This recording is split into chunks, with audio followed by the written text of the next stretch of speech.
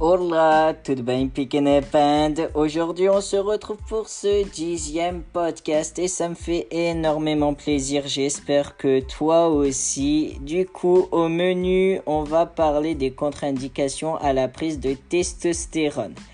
Et pour moi, c'est important d'en parler parce que il faut savoir certaines choses avant de démarrer ce parcours qui n'est pas rien en soi. Je te demanderai également, avant de réellement commencer ta transition si tu le souhaites, de te renseigner auprès de d'autres personnes transgenres. Comme ça, tu auras plusieurs expériences, plusieurs avis. Aussi, renseigne-toi sur les différents types d'opérations, sur ce qui se passera pour toi éventuellement si tu prends de la testostérone. Mais vraiment, le temps va jouer là-dessus parce que si tu ne prends pas le temps et que tu ne te renseignes pas assez, au final, tu vas faire ça sur un coup de tête et tu seras déçu et c'est pas l'objectif. Donc vraiment, même si ça fait 2 ans, 3 ans, 5 ans, renseigne-toi, prends du temps et sois vraiment sûr quand tu vas démarrer ton parcours. C'est très important. Je le répéterai jamais assez. Bref, sans plus tarder, on y va. C'est parti. Vous devez être en très bonne santé pour que tout se passe bien lors du parcours de transition. C'est important.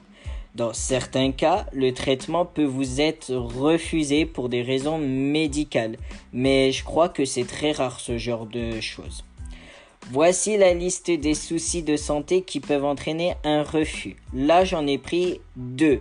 Parce que si je prenais toute la liste, ça risquait de faire un podcast hyper long et tu allais lâcher la rampe à un moment donné. Et c'est pas le but non plus. Là, je t'ai mis et je vais te donner tout simplement les 2 les plus importants à mes yeux. Premier problème, hépatique. Maladie du foie, en gros. La testostérone peut agir très fortement sur la maladie et créer du gras autour du foie.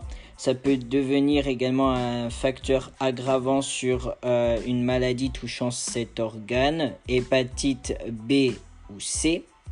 Donc, pour revenir par rapport à ce problème de la maladie du foie, j'ai la maladie du foie, mais ça ne m'a pas été refusé la prise de testostérone. Donc, ça veut dire que peut-être éventuellement cette maladie-là commence à s'estomper un petit peu, mais pas totalement non plus, parce que je sais qu'il y a encore des restes. Et ça, sans te mentir, j'ai la maladie du foie à cause de ma prise d'alcool à l'époque. Comme quoi l'alcool, ça n'aide vraiment pas. Et au contraire, ça t'apporte bien plus de galères qu'autre chose. Donc, un conseil, ne commence jamais à toucher à une goutte d'alcool. Après, tu fais ce que tu veux, bien entendu. Deuxième problème, c'est l'obésité. Pour les personnes ayant un très fort problème de poids, la testostérone augmente le risque d'accident vasculaire, crise cardiaque si tu préfères. Ceci peut être vu comme une mise en danger de la vie de la personne. Il y a aussi le cancer, tout type de cancer entraînant un refus du traitement hormonal. Mais après, bien entendu, ça va dépendre de là où tu vas, du médecin, de l'endoc, etc. Un petit conseil aussi, c'est très important de se sentir à l'aise avec l'individu qu'on a en face de soi. Si par exemple tu vas chez un médecin qui n'est pas du tout libre d'esprit, en gros qui a l'esprit fermé à 100%, qui va être là dans le but de te descendre plus bas que terre, de te dissuader de pas démarrer ton parcours de transition, pars, tout simplement. Cherche pas à comprendre, mais pars. Vaut mieux prendre du temps à chercher quelqu'un de compétent et qui a un esprit plutôt sain, comme j'aime bien le dire. Quelqu'un qui n'est pas dans le jugement, quelqu'un qui est compréhensif, qui prend le temps aussi pour chaque patient. C'est très important de se sentir à l'aise avec le médecin qu'on a en face de soi, quelqu'un qui est ouvert d'esprit que quelqu'un qui est fermé d'esprit. Et bien entendu, encore une fois, je me répéterai, jamais assez, mais renseigne-toi, fais les choses correctement pour que ton parcours de transition se passe à merveille, pardon. Là, tu vois, là, moi, je te raconte à travers ces podcasts ma vie, mon vécu par rapport à ma transition. Mais chacun est différent, chacun ses problèmes de santé, chacun son physique et tout. Bref, ça va dépendre de chaque individu.